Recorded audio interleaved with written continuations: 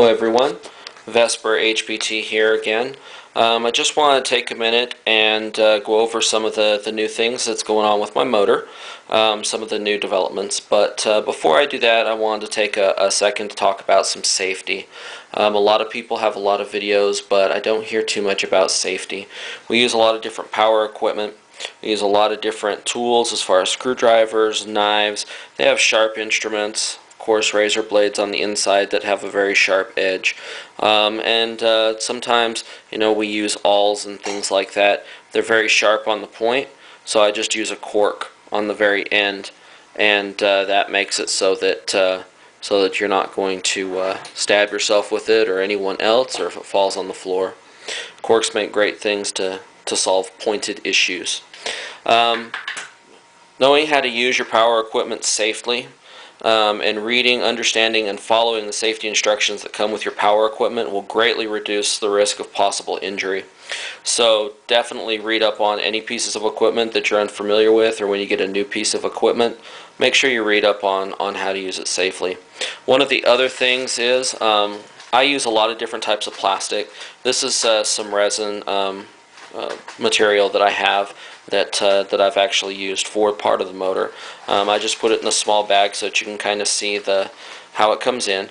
But I use a lot of different plastics, and I'm sure there's a lot of different plastics being used. Some of those can be caustic when you cut them. In other words, the smoke or the mist that comes off of those, you don't want to breathe that. So make sure that with any chemicals or any type of plastic or any type of material like that, that you look into an MSDS sheet, Materials Safety Data Sheets. Those will definitely help out and make sure that you don't have any personal injury because of anything like that. But let me go ahead and show you my motor, and we'll go through it step by step and show you some of the differences in it now. Alright, so this is the way that it's going to be laid out now. Basically, if you look at it, we have the interior rotor, which I've shown before. I'm going to bring out the actual updated rotor, which is this one here. If you look at it, this is the new rotor. This is the demo rotor. I'm using the demo rotor right now just to get all my sizes and make sure that everything's going to work in real life rather than in the computer. Okay, so you're going to see how the coils are actually going to attach to the outer ring, which there will be 3 coils per side. If we go to a top view, you can see that there will be another one this way, one this angle, and one at this angle. So there's going to be a total of 6 sides to the outside of this motor. There will be 4 of these rings because it encompasses 2 sides, of course. Now, looking at this, there's a couple of major differences in this than a lot of setups. One, of course, it's circular, and all of my power for this is going to be from the inside. So my pulses are going to come from the inside of the motor.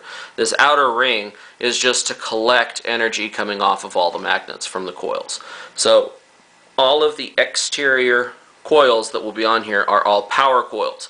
So those are going to be giving me excess power from the rotation. A couple of major differences here.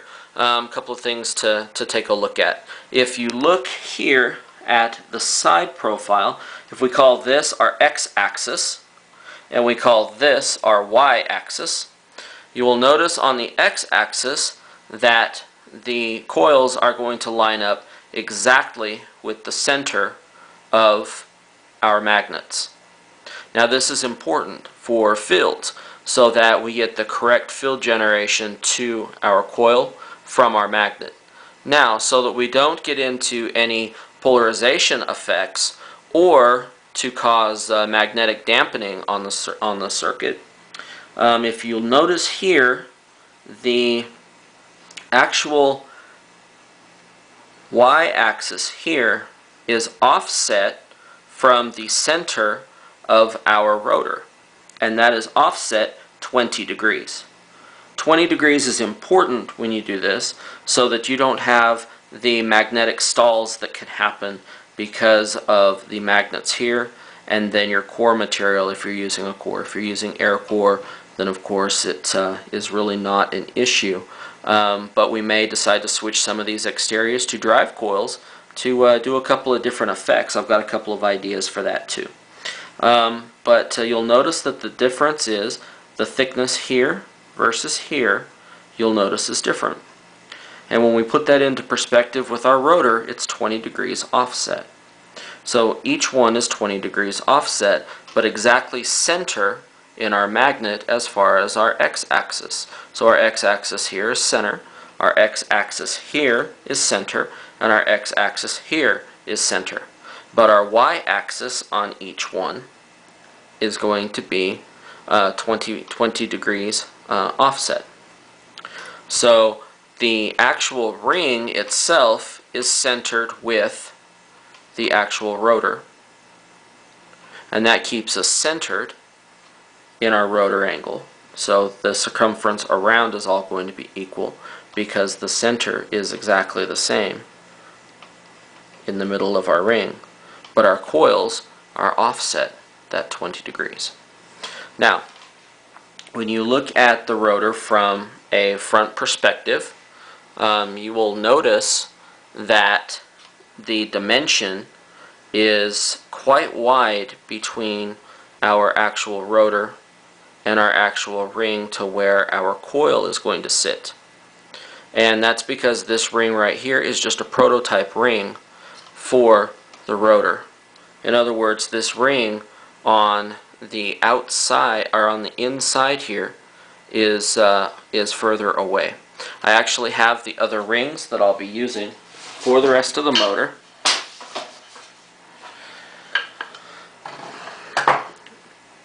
And those are here. So you can see that the rings here are actually quite a bit thicker. If I show you here size to size, you'll notice that it's quite a bit thicker.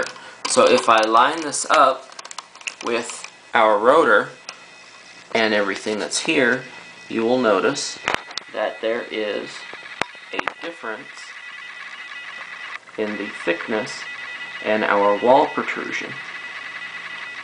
Now, what that does is that gets our coil here closer to our magnet if we need to, and it also enables me to countersink our coil further into the ring to get our offset so that it's not quite so far away. I'm going to change the coil design on this particular motor as well, so you'll be seeing a different type of bobbin. I'm just using that one because it's a good reference for the rest of the materials. Now, as far as the ring goes, the ring is 1 inch wide. The ID is 7 inches, and the outside, of course, would be 8 inches because you add 1 inch for each side. So you would add 1 inch and 1 inch, so 9 inches, excuse me. And so there's going to be 4 of them. As far as how they sit, if you went for a top view, you would notice that you have one here, and one there. And of course you would have one that comes off on this side and one that comes off on this side. And they'll all be mitered so that they will all intersect with the center of the pin out here. But that's pretty much as far as I've gotten right now. I'm waiting for a couple of bits to come in for my CNC machine so that I can drill the holes in this ring because it's a bit thicker. So that was one of the other reasons why I thinned this wall down, was so that I could drill the holes correctly so I could show you how the coils sit in there. But that's pretty much it. I hope that that's enlightening and kind of brings you up to speed on where I'm at with the motor. And it should be a very, very efficient motor. And I've got a couple of other ideas for this design that may make it about 50% more efficient. But those are later after I get the original working. But that's everything, and I hope you enjoyed the video, and please feel free to give me some feedback and some information if you have any questions or anything like that. Again, you can visit us on the TEEP forum. You can do a search for TEEP forum, and TEEP-FORUM, and we'd love to have you stop by on the TEEP forum and ask any questions that you have and become a member. Thank you very much for watching the video. Have a great day.